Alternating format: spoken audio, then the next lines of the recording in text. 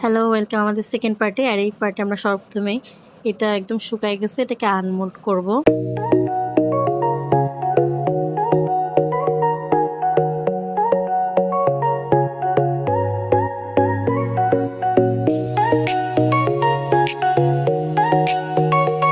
তো এখন আমরা যেটা করব সেটা হচ্ছে নেম স্টিকার লাগাবো।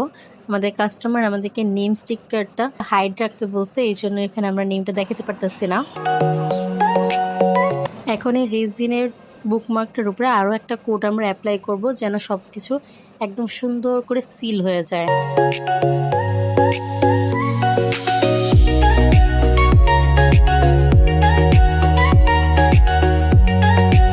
এখন এটা শুকানোর জন্য রেখে দেবো পুরো 24 আওয়ার্স। আর এটা হলো আমাদের ফাইনাল লুক। এখন এনজয় করুন আমাদের প্যাকিং ভিডিও।